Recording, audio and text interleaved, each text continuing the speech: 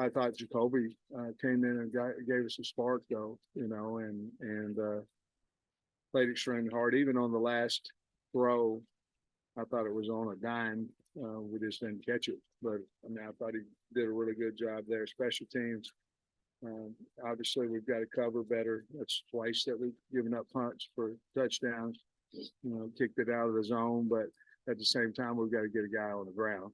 And we had opportunities to. Again, we missed tackles on that one as well, too. So probably about what you thought or I thought from watching the game. You said up here a few weeks ago that it was your butt on the line. I wonder if these next two games, it feels like you're coaching for next year. Well, you're always trying to win, so honestly, it doesn't feel a whole lot different than what it does every week. We want to win and coach for our players to be the best they possibly can be. And, in coaching, I think a lot of times you get concerned when you felt like you've had a really good practice week and it doesn't go well on a Saturday. So we went back and tried to figure out if we can change something up. Obviously, it was the same thing we did against Florida, format-wise. But no, I mean, we're trying to win games and trying to do the best we can to put the kids in the best spot to have success. Coach, I don't know if you felt like the players' energy was right for the Auburn game, but with FIU coming to town, how do you make sure that they're right and mentally focused when it's not, a logo team, as they say? Well, we have to be right because, I mean, I would think that we would really want to play after what happened Saturday. Of course, you can go back another Saturday and say you'd really want to play from what happened at Florida as well. But we got embarrassed Saturday, so I like our kids in the locker room. I would be shocked if we don't come out ready to play. I'm sure we'll practice well, and we've got accountability for them, for us, for me. But the past has said that we haven't played real well against teams like this, and so there's obviously a concern there. We've got to try to coach the way out of that during the week. Obviously, the fans came out last game. I think they had 72,000 plus. Just your message to them to, it's been a disappointing couple of last home games, obviously. Yeah. Well, first of all, we thank you for coming out and supporting us. And obviously, we're disappointed we didn't have even a good showing for them on Saturday. But we believe that we can get this thing turned around, and that's what we're going to do. Yeah, Sam and McIntyre, I mean, people usually know him from Colorado, but he's got a bit of an SEC background. His dad was an SEC coach. Do you know him at all? Just kind of what do you think of him? I know him because he's on the AFCA Board of Trustees with me, and so I know him there. I know some people who work with him at Colorado. Really energetic guy, great guy. I think he was a GA at Georgia maybe at some point in his time. But he's doing a really good job there. The kids play extremely hard, and he's got a nice athletic quarterback and some skilled players, and defensively they run and they'll hit you. So he's doing a really good job there at FIU. And 2 SEC coaches fired. I think it's been about 24 hours, and that probably just increases the noise about what the tough you're here. How do you deal with that? Do you block? You ignore it? Do you address it? How you? Yeah, that's a good question. I think it's hard. Obviously, to block out all noise. You know what I mean? We've got a job to do, and that is to get prepared each and every week. And but Jamie and I, when we got here, we were planning on coaching here until whatever that date was that we were going to go down to Hot Springs and call it a day. I'm not close to that year right now, and the plan is to get this program back to where it deserves to be. And stay here as long as we possibly can. And so it's hard. It's obviously, that's a really good question, by the way, but to block out noise, it's more like for the kids, for the recruits, once it starts, a lot of negative stuff, it's about recruiting. And I know what's going on. Hunter Yurchek knows what's going on, but really nobody else really, it's opinion. They don't really know what's going on, but it affects our recruits. So we spent a lot of time yesterday with that as well. But my job is to get ready for FIU. I'm not worried about my job security at all. And I think I'm the guy for the university, and I want to stay here for a long time. Coach, kind of going off of saying it affects the recruits, around the country, starting to see some players hit the transfer portal. How difficult is it to, during this time period, to just keep your guys from entering the transfer portal? Well, so far it hadn't been difficult at all. Obviously, we talk to our kids on a daily basis, and I know the defensive staff yesterday talked to every kid on the team. Also with the recruits because of all the noise that was going on. But I don't know why you'd leave the University of Arkansas. We treat our kids like they're supposed to be treated. We expect them to get an education. And it's a great place to live and a great place to get a degree. I wouldn't have any idea why they'd want to leave. And those conversations with the recruits yesterday, just overall, how did you feel like all that went? I think it went well. I haven't heard anything different.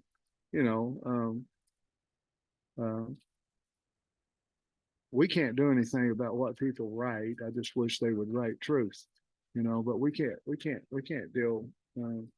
Not opinion. Well, if you're saying a man's fired, then he should be fired. So we can't deal with untruth things, and that's probably the most difficult thing because the kids believe it and the parents believe it. So, but look, we put ourselves in this situation, and we got to fight our way out of it.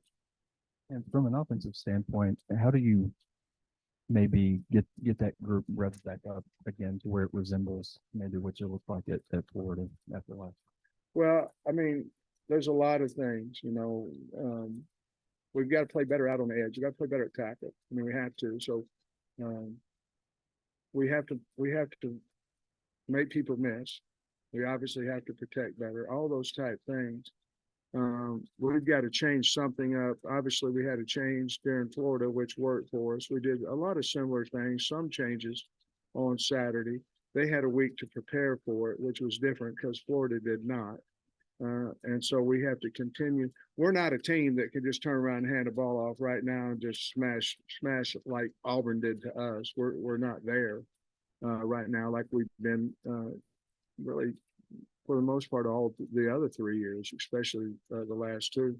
So we've got to continue to try to steal some yards and things of that nature, and get some what I might call easy yards or space yards. But once we get out in space, we got to make somebody miss too. And because other people are making us miss, and we've got to do something a little bit different so we can get some explosive plays. Defensively, that group had played so well for so many weeks in a row. I wonder what the mindset is or what you've seen from that group. You think they can? I really don't know. I know they were fine in the locker room. Everybody was quiet. Everybody was listening in the locker room. I'll know a little bit more to answer that question today. But they're a resilient group. I think they love their coaches. I think they respect their coaches, and we've got a lot we got to clean up. But I think they will. I know they will because they want to win too, and they're a really good group of kids. And the tackling issues that have kind of popped up here over the last 2 weeks, is that something that's maybe more difficult to fix this late in the season when it pops up? Well, it wasn't a problem earlier. You know what I mean? So we're just not rapping. I mean, we're trying to body tackle everybody. And, our linebackers we're free in the hole a lot of times, and we're not making a play consistently like we do. Obviously, we've talked about what we can do differently. We had a tackling circuit. We've had, all those things. And I don't want to go live, at practice. But you can fix anything if you emphasize it, or you can, I don't know if fix is the word, you can get better at it. And so we're going to continue to do that and see if we can get better this week. I know this might be a frustrating question for you, but there was a video, shared on social Yeah. media about players watching a movie during halftime. I'm wondering, what were your thoughts on the video? Did you see it? And kind of what were your thoughts on kind of the reaction from people when they saw What it? was the show? Yeah, I haven't seen Polar Express, but so I don't really know my thoughts on the movie. But in our locker room, I want to reward our kids by letting them run through the A if they practice well. And so we don't have enough lockers in our main locker to house all the kids. So some of them have to go in a separate locker, and it's separate and a separate door to the locker. And so young man, I've already addressed it with him. He made a mistake. That's why we don't, you don't want cameras in a locker room for several reasons, because of the showering, you're this, that, and the other. But it's hard because the music's on it as well. You know what I'm saying? So that's a team rule. You can't have your, but there also is a team rule. You don't post anything, after Friday night, after we leave on Friday. And so the young man made a mistake, sent it to a friend sent it to his brother put it out on what have you. And I've already addressed it, and I think we're fine there. But it was just a mistake that a young man made, and I wish he wouldn't have. But he came in, he was sorry for it, he was very remorseful for it, and so we're going to move on. Yeah, I'm gonna get some injury updates from you. Patrick Kudus, do you think he might be able to return this week? Well, I hope so. He's going to do a little bit today, which Dave said that today, and he's talking about, well, he can do a little bit in Indy, Well, he couldn't, he's in a boot last week, so he has progressed. We're going to be smart with him because a beat up him is not better than what we had. But he has an opportunity. Braxton's got a sprain, a shoulder sprain. We're going to keep him out of contact all week, and we'll just see where that goes. But those are probably the only two that I can think of right now, unless you have somebody else on your mind. I know he was shaking up at one No, point. he's Yeah. fine. He'll be fine. And then Greer, I think, also came out. He's fine as well. Yeah. Barry didn't dress out. Do you know what his status is? Singletary, he had an ankle that happened. It looked bad in practice, and stepped on a receiver's foot. He also is going to move around a little bit today in Indy. I think him and Kudus will be very, very questionable for the game. Well, along with Braxton, I think those three guys will be very questionable, but I think there is a chance. Hey, Coach, going off of Bob's question a little bit earlier, you talked about your personal approach to kind of blocking out the noise. What's your method in terms of being the leader of the football team and communicating with the football team? What's your approach this week? Do you address all the rumors flying around, or is it the same kind of block out the noise approach with them? Well, we got a lot to fix, so I'm going to go today about what we did wrong and how we can fix it. And, our kids probably hear and read the same thing that the recruits do.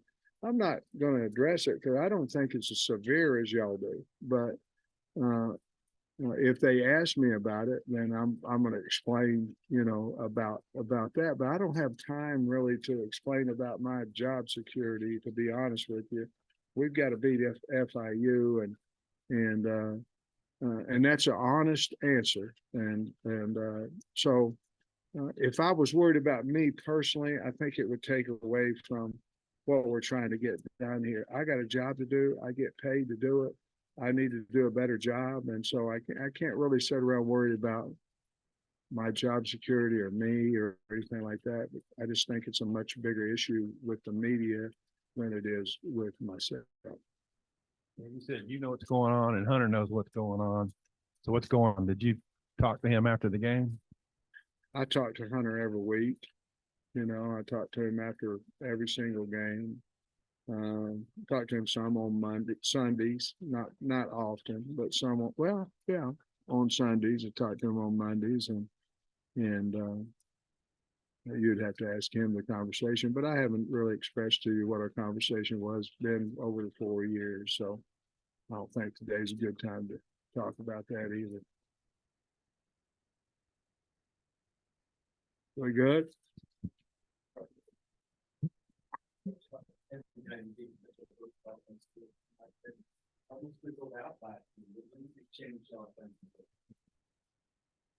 Well, you, as a coordinator, you can only call certain plays now, and the people gotta block it and execute it and this, that, and other. Obviously, we thought it went well in practice and things of that nature. So Kenny, we're still evaluating Kenny and those things. I'm gonna let one game there where we didn't have any success in reality, change any of that. But it's not time really to make that decision to me. But I'm not disappointed in him by any stretch of the imagination. He's worked his tail off and came in here and he's done a really good job. And I get there's no quarterback controversy, but what Jacoby did the other day, do you think about maybe giving him a series Saturday night? Or We have, I hate it. I hate this. Hate, it's not a good word, but to come in here on a Monday and answer questions and be truthful to you is hard because we haven't had any conversations with anybody on the team. You know what I mean? Like if we were going to do something, and we're not, by the way, but Jacoby, I think, has earned the right to play, some. But to answer a question truthfully, when I haven't had the opportunity to tell a kid before I tell the media, that's why Mondays a lot of times, if we ever start practicing in the morning, I think these will be a lot better, interviews, you know what I mean? But I like I said before, Bob, I think he really gave us a spark, and then he looked fast, and he's played 2 games, so 2 touchdowns, in both games, and I'm really excited about him and our future. But I think he's earned the right to get on the field. I'm asking you on Wednesday. And backs, I think he had a couple catches. I know he's not Hunter Henry, but you've obviously had injuries there. What'd you think of what he gave you? And maybe can he give you a little bit more than people might think? Well, I hope so. I think Bax is reliable. You know exactly what he's going to give you, and he's been wonderful to have on the football team. And made a couple nice, ran up the sideline, made a nice run on one of his catches, and so we just, we only have him for 2 more games, so we got to rev him up a little bit and see what he can do. But I was proud of his effort on Saturday. Coach, I'm sorry to ask another question about the Polar Express thing, but is it normal for them to be watching something on the TV during games? Well, it was halftime, so the game wasn't during the game, but no. You probably know the answer to that. I figured so. I'm gonna ask you, do you think it's normal for them to No, watch? not at all. Look, I'll be honest with you, I didn't even know there was a TV in there. And somehow the TV got turned on. I don't think, I'll be perfectly honest with you, I don't think that him being in the red shirt locker room watching a movie at halftime had anything to do with us getting our butt kicked. And then Isaiah Kane, it seems like it was one of the first times we've seen him catch a ball down the field like he did on Saturday. Is that something maybe we could see more moving forward from him? I hope so. We obviously have been running routes where he was running deep over the middle of the field, and he happened to get open that time, and he threw it to him. But we always have somebody down the middle of the field to throw it to. We also have some other guys that are fast on the team, but he made a nice catch on that one. And obviously, if we can get it more often, we sure would like to do that. Developing players in the age of NIL and modern football, is it harder to feel like you're developing the younger guys because there's so much out there? How do you think I about know what you're player saying. development? I know what you're saying. You're saying, where's your mind go? Your mind go, okay, we're going to stay with this. Is this what you're asking? Or are we going to stay with this kid, or are we going to go try to out recruit him? Are we going to develop on him, wait for him in the spring? Right. I mean, those are questions you ask all the time, and that's a good question. I think it's on the individual base, of who it may be and all that. And then it depends on the group, to be honest with you, Tom. I mean, if you got to rehaul a group, then you probably are thinking JC, portal, you know what I mean? Something to immediately.